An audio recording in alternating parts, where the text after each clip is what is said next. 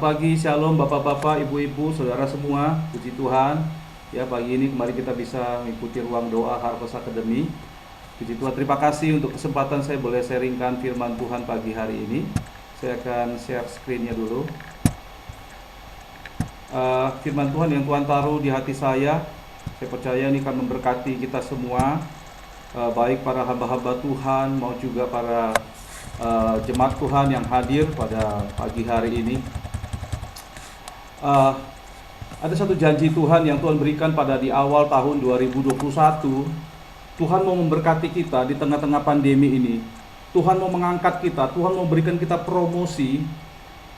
Bahkan Tuhan akan memberikan kita perlindungan ilahi yang tidak akan diterima oleh orang yang tidak diterima oleh semua orang. Nah, kuncinya ternyata bukan karena kita hebat, bukan karena kita punya pengetahuan, tetapi kita punya karakter. Ini tahun, saya mau katakan tahun karakter. Ya, sebelumnya saya mau sharingkan karena ini waktunya agak agak mepet. Ternyata saya mendapatkan satu data tentang amanat agung Tuhan Yesus yang Tuhan taruh menjadi visi daripada Harvest Academy untuk pergi beritakan Injil ini. Barna Research Institute membuat satu riset, ternyata ini di Amerika ya datanya, ternyata 51% orang Kristen di Amerika itu nggak pernah mendengar sama sekali apa yang disebut dengan The Great Commission. Wah, ini sangat menyedihkan ya, sangat menyedihkan sekali. Dan hanya 7% pernah dengar tapi nggak yakin. Ada 25% yang pernah mendengar tentang amanat agung, tetapi nggak mengerti artinya, maksudnya apa gitu ya. Ya mungkin di gerejanya dipasang ya, amanat agung Tuhan Yesus gitu ya.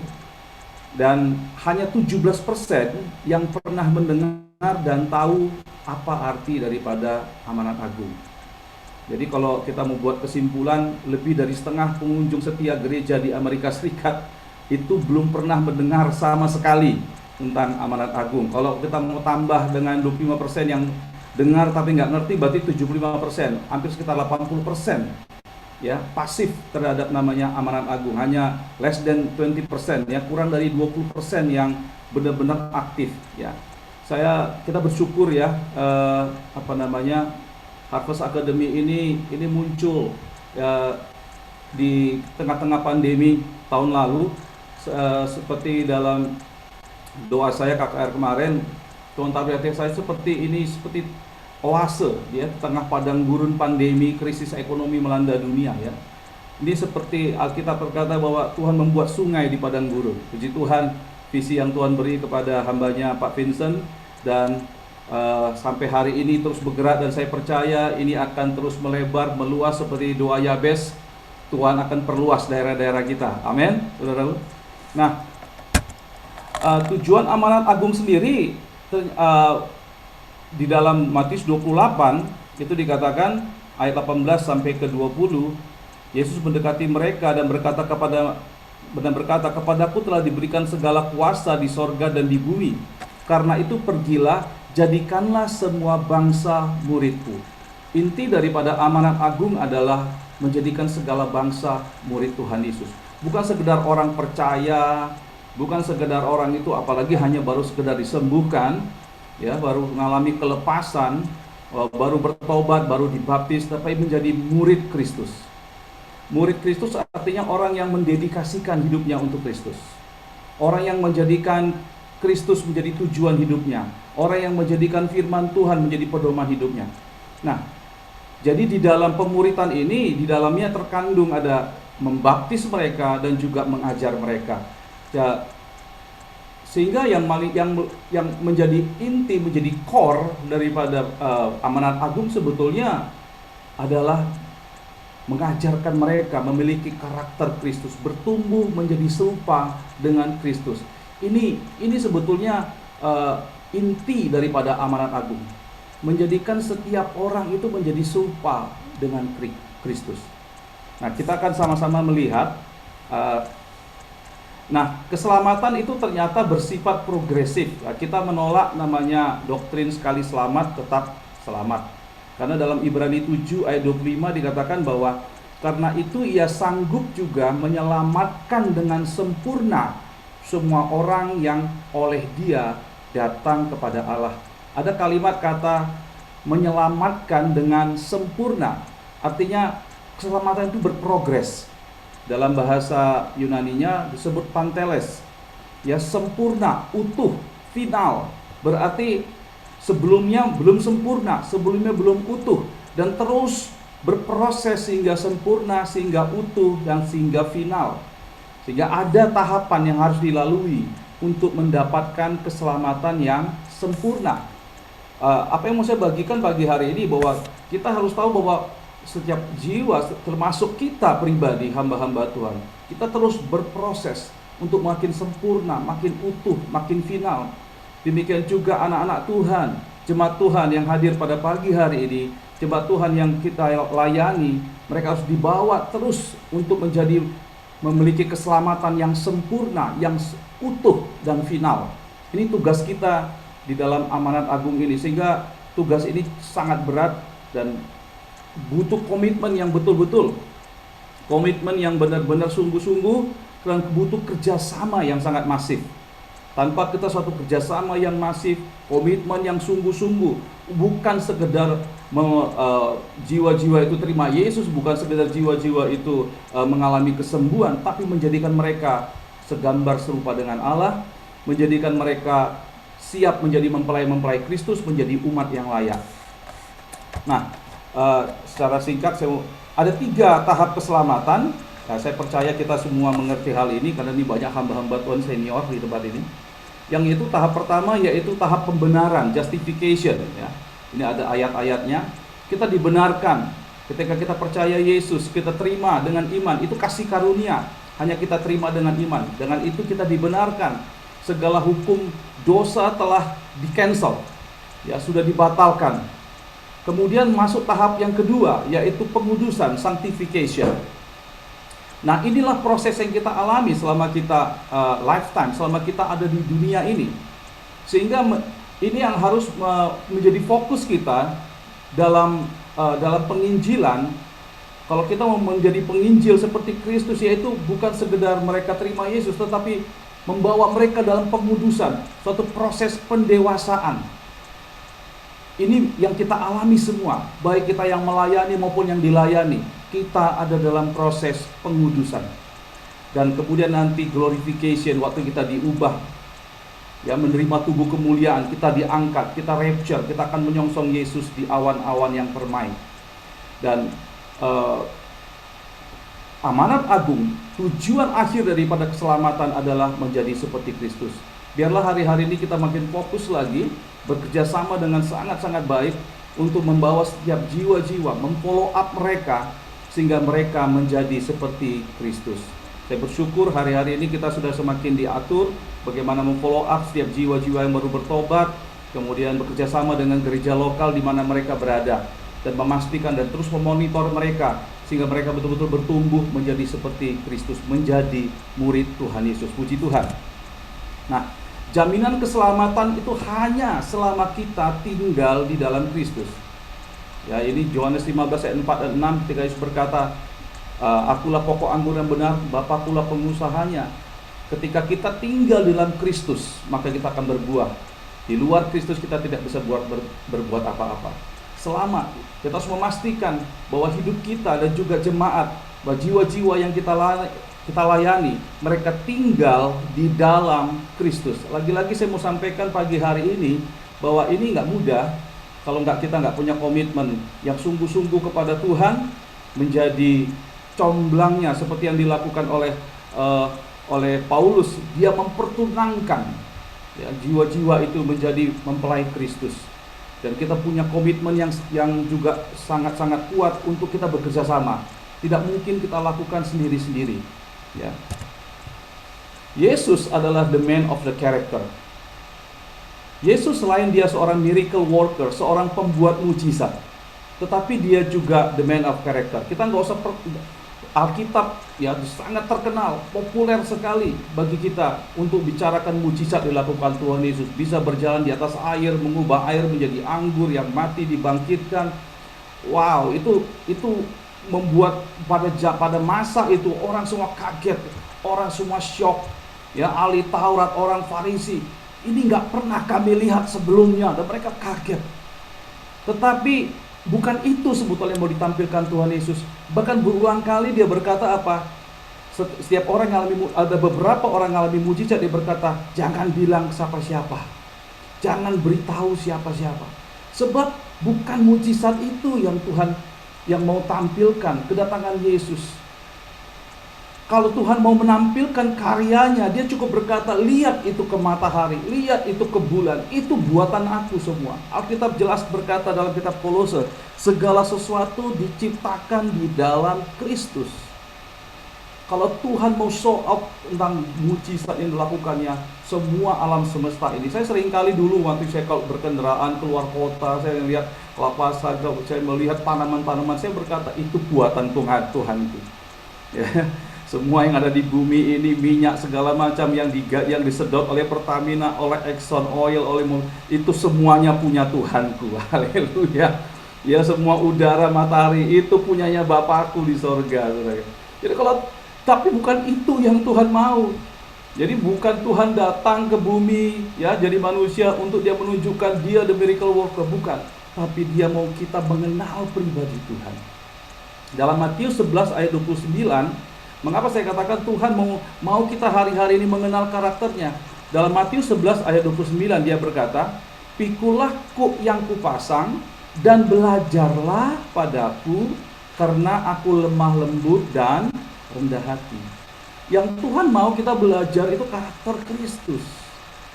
Karakter Kristus itu lemah lembut dan rendah hati. Itu yang Tuhan mau kita belajar dari dia.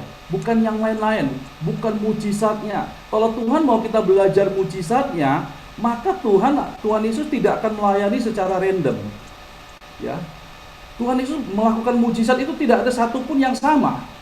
Satu kali dia menyembuhkan orang, dia pakai ambil tanah, dia ludahi, dia usap ke mata. Lain kali dia tumpang tangan, lain kali dia suruh pergi ke imam, dan lain kali dia tidak menemui orang itu. Gak ada satu pola tertentu Tuhan Yesus melakukan mujizat. Sebab lagi-lagi yang menjadi dia mau kita murid-muridnya belajar kepada dia adalah karakternya. Nah, karakterlah yang menentukan keselamatan kekal, bukan karunia-karunia roh. Ya. Dalam Matius pasal 5 ayat 3 dikatakan, berbahagialah orang yang miskin di hadapan Allah, karena merekalah yang mempunyai kerajaan sorga. Justru orang yang punya kerajaan sorga itu bukan bicara orang yang punya gereja, punya pelayanan yang hebat, punya karunia dan tertentu, tapi orang yang miskin di hadapan Allah. Artinya orang yang rindu di hadapan Allah, orang yang sadar bahwa dia dibandingkan Tuhan itu is nothing. Kalau saya selalu sharingkan, saya berkata, kita ini dibandingkan Tuhan itu, pengenalan kita itu seperti setetes air di tengah samudera raya, gitu ya. Itu perbandingannya, ya. Ya, kita tuh harus selalu merasa miskin, we are nothing ya dibandingkan Tuhan. Kemudian dikatakan di ayat 8-nya, berbahagialah orang yang suci hatinya, karena mereka yang melihat Allah. Tidak dikatakan orang yang punya karunia dan tertentu, tapi orang yang suci hatinya, mereka yang akan melihat Tuhan. Berbahagialah mereka yang membawa damai, karena mereka disebut anak Allah. Orang yang disebut anak Allah itu bukan berarti dia punya hafal ayat Alkitab, tetapi yang membawa damai. Lagi-lagi karakter. Yang ayat 10 dikatakan, berbahagialah orang yang dianiaya oleh karena kebenaran, karena merekalah yang empunya kerajaan sorga. Ketika dianiaya karena kebenaran, tetap bisa mengucap syukur, tidak kepahitan. Ini saya ingat sharingnya Pak Pastor Yefta ya, beberapa minggu lalu ya.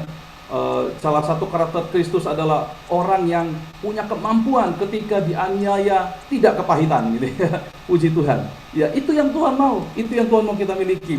Seluruh kita, hamba-hamba Tuhan di Harvest Academy, semua jemaat Tuhan. Karena tahun ini Tuhan memberkati kita kalau kita punya karakter Kristus.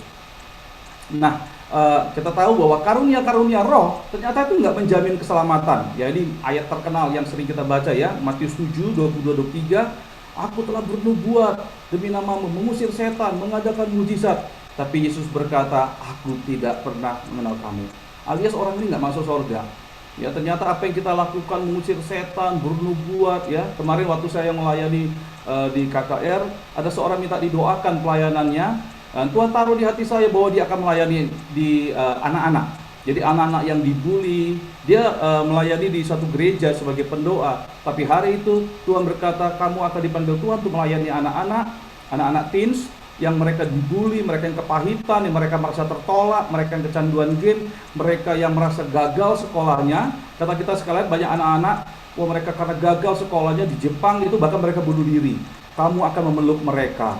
Wah, nah itu nubuat. Tetapi Tuhan berkata, wah bukan karena saya beberapa, kalau karena mau bernubuat, wah kita nih sudah keren, orangnya sudah rohani. Ternyata Tuhan berkata, kalau kita nggak punya karakter Kristus, Tuhan bisa berkata, aku tidak pernah mengenal kamu.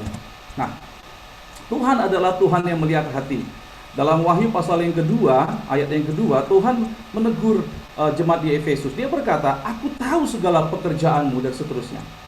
Dia tahu pekerjaan kita. Dia tahu, ada kata-kata begini bahwa engkau tidak mengenal lelah, ayat yang ketiga. Wow, luar biasa. Melayani siang dan malam, tidak mengenal lelah, menempuh daerah-daerah yang sulit.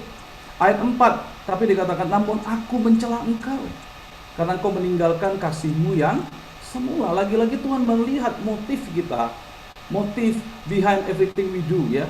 Segala sesuatu yang kita lakukan, Tuhan tuh Tuhan yang selalu melihat motif. Nah, ada 3 hal yang mau saya bagikan, yaitu berkat daripada kalau kita memiliki karakter. Ya, yang pertama, kalau kita punya integritas, kalau kita hidup jujur, hidup tulus, ya, memiliki karakter seperti Kristus, itu akan mendatangkan berkat promosi. Ada promosi dalam Mazmur 24 ayat 3-5 dikatakan, siapakah yang boleh naik ke atas gunung Tuhan? Siapakah yang boleh berdiri di tempatnya yang kudus? Orang yang bersih tangannya dan murni hatinya, yang tidak menyerahkan dirinya kepada penipuan dan yang tidak bersumpah palsu. Dialah yang akan menerima berkat dari Tuhan dan keadilan dari Allah yang menyelamatkan kita. Dia berkata, siapa yang boleh naik ke gunung Tuhan? Siapa yang akan mengalami promosi? Bukan orang yang wah hafal Alkitab, ya. Saya juga pernah mengenyam STT juga. Pernah juga, bukan. Tapi mereka yang bersih tangannya, mereka murni hatinya. Wow. Everything is all about heart, hati dan hati. Tidak menyerahkan dirinya kepada penipuan, tidak bersumpah palsu. Artinya apa? Bersih tangan, murni hati. Perkataan, pikiran, perbuatan kita semuanya benar di hadapan Tuhan. Itu yang akan mengalami promosi.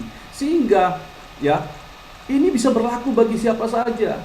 Dan ini yang Tuhan mau janjikan tahun ini. Tahun ini mereka yang bersih tangan, murni hatinya, Tuhan akan saudara akan mengalami promosi. Saya rindu kita semua semakin bersih tangan, semakin murni hatinya. Ya, tidak lagi bersumpah palsu, tidak ada dusta keluar dari mulut kita. Mereka lah yang akan menerima berkat dari Tuhan dan keadilan dari Allah yang menyelamatkan dia. Amin, saudaraku. Ini yang pertama. Yang kedua, integritas, orang yang hidup tulus, orang yang hidup benar akan mendatangkan pertolongan dari Tuhan. Mazmur 41 ayat 13 dikatakan, tetapi engkau menopang aku karena ketulusanku. Saudara, orang ditopang itu karena mau jatuh. Hanya orang-orang yang tulus lah yang akan ditopang oleh Tuhan. Tahun ini, masa-masa ini sangat sulit. Kita diawali tahun dengan pesawat yang jatuh, ya gempa di mana-mana, keadaan ekonomi makin sulit. Ada banyak hal. Ya, pelayanan juga nggak mudah. Dalam rumah tangga kita ada banyak hal bisa terjadi, ya, hari-hari ini. Tapi orang-orang yang tulus akan ditopang Tuhan. Wow, luar biasa. Sehingga apa? Bukan karena pengetahuan Alkitab kita, bukan ayat hafal baru kita akan ditopang. Tapi justru sebaliknya, Tuhan tahu di hati saya di awal tahun ada banyak orang-orang yang mungkin hebat pelayanan, yang wah hafal Alkitab, mungkin dia dosen. Tapi kalau dia hidupnya nggak tulus, hari-hari ini mungkin bisa rebah. Ya, Alkitab berkata, barang siapa yang tahan berdiri, ya hati-hatilah supaya dia tidak jatuh. Ya. Nah, yang berikutnya, saudara, integritas, orang yang hidup jujur dan tulus itu akan mendatangkan sukacita. Tahun ini tahun yang sangat sulit. Kita mendengar, wah, saya kemarin teman pelayanan saya meninggal dunia, ya minggu lalu, saudara, ya. Dia gembala, ada 8 atau 10 gereja dia layani. Dan seorang ketua rayon, salah satu rayon misi kita, dan ya umurnya masih muda, 49 tahun, ya. Dan kita bisa mendengar sekarang sana meninggal, sini meninggal. Ini hari-hari penuh duka cita. Tapi kalau kita hidup dalam integritas, dalam ketulusan, kita memiliki karakter Kristus, kita akan tetap mengalami sukacita di tengah-tengah kehidupan yang tidak menentu saat ini. Mazmur 119 ayat 1 dikatakan, berbahagialah orang-orang yang hidupnya tidak bercela. Amin. Ya, saya berdoa kita semua Harvest Academy hidup kita tidak bercela. Jemaat Tuhan yang hadir hari ini, sebelum didoakan, mari datang kepada Tuhan dalam pertobatan sungguh-sungguh. Ya, untuk menyembuhan, kesembuhan itu sangat mudah. Itu sebabnya saya selalu katakan, untuk mengelatih, untuk menyembuhkan orang itu butuh 15 sampai setengah jam. Membaptis mungkin sekitar setengah jam. Selesai, ya, pembenaran itu selesai kita. Tapi proses sanctification, proses pengudusan, ini proses yang lifetime bagi kita semuanya. Kita harus hari-hari ini masuk ke dalam proses sanctification sehingga kita semuanya menjadi orang yang berkenan. 3 hal ini, karena ini waktu, saya akan tutup sampai di sini. Yang pertama, biarlah kita semuanya hidup dalam integritas, punya karakter Kristus. Saya percaya kita akan mengalami promosi dari Tuhan. Yang kedua, biarlah kita hidup dalam ketulusan. Tuhan akan menopang kita semua sepanjang tahun ini sampai selama-lamanya. Dia pegang tangan kita. Ya, walaupun kita lewati lembah kekelaman, Tuhan akan menolong kita. Yang ketiga, Tuhan ada sukacita bagi kita hidup dalam integritas. Caranya bagaimana, saudara? Kalau kita mau memiliki karakter Kristus, hari-hari ini kita bukan cari pekerjaan Tuhan, perbuatan Tuhan, tapi yang kita cari adalah hati Tuhan. Biarlah kita menjadi seperti David, seperti Daud, the man who after my own heart. Dalam Kisah Rasul pasal 13 ayat 22 dikatakan, aku telah menemukan Daud yang mengejar hatiku. Daud tidak mengejar yang lain-lain, dia mengejar hati Tuhan. Dia mengejar hati Tuhan, dia rindu karakter Tuhan. Pribadi Tuhan dia kejar lebih dari perbuatan-perbuatannya yang dahsyat. Yang kedua, periksa motivasi kita. Daud berkata, uji hatiku Tuhan, cobalah aku, selidiki hatiku. Dia tak berkata, lihat Tuhan kerajaanku, lihat kuda-kudaku, lihat senjata, lihat semua daerah yang telah kududuki. Tidak, dia uji motivasiku Tuhan. Dia bukan berarti begini, bukan dia nggak tahu, dia nggak. Jangan sampai Tuhan, aku melakukan hal yang baik tapi dengan cara yang salah. Saudara, hati-hati kita, jangan sampai kita melakukan hal-hal yang benar tapi cara kita salah. Kita melihat, mari, karena kita ini produk gagal, ya. Semua kita ini adalah turunan Adam yang sudah gagal. Ya, walaupun kita sudah selamat, tapi karakter manusia lama kita itu bisa membawa kita kepada hal-hal yang tidak berkenan di hadapan Tuhan. Kalau kita, Roh Kudus yang akan menuntun, akan mengajar, menuntun kita, menunjukkan apakah kita menyimpang. Hanya satu, biar pagi hari ini menjadi renungan kita sama-sama. Biarlah doa kita, Mazmur 26 ayat 2 dan 139-23 ini, selidiki aku, ujilah aku. Biarlah ini terus kita lakukan sepanjang tahun ini. Saya percaya itu akan membuat kita menjadi man and woman the character yang memiliki karakter Kristus. Tuhan Yesus berkati. Saya akan tutup dalam doa. Terima kasih Bapak buat firman-Mu hari ini. Tuhan, aku berdoa Bapak, firman-Mu Tuhan tidak akan kembali sia-sia, melepaskan kami yang terikat. Firman-Mu membangun kami. Firman-Mu ya Tuhan memberikan kami kekuatan supaya kami memiliki karakter Kristus ya Tuhan. Sehingga ya Tuhan, berkat promosi dari Tuhan akan tercurah dalam kehidupan kami. Biarlah tidak ada lagi dalam kehidupan kami menyimpan dosa yang menghalang-halangi berkat-Mu turun atas setiap kehidupan kami. Demikian juga biar kami memiliki ketulusan dalam setiap pelayanan, tulus di hadapan-Mu, tulus di hadapan sesama. Karena kami tahu Tuhan, hanya orang-orang yang tulus dan jujurlah yang mereka akan menerima pentopangan. Tidak akan walau jatuh tidak akan sampai tergeletak, sebab Engkau menopang orang-orang yang tulus ya Tuhan. Dan orang-orang yang tulus akan tetap di dalam sukacita di tengah-tengah keadaan dunia yang tidak menentu hari-hari ini. Terima kasih Bapak. Selidiki hati kami, motivasi kami ya Tuhan. Terima kasih Roh Kudus, terima kasih. Kami bersyukur Tuhan, Engkau melawat kami Tuhan pada pagi hari ini. Siapapun kami yang hadir, kami percaya tidak satu pun kami yang terluput. Semua kami mengalami berkat, kelepasan. Kami mengalami breakthrough dalam seluruh kehidupan kami. Di dalam nama Yesus kami berdoa. Haleluya. Amin. Amin.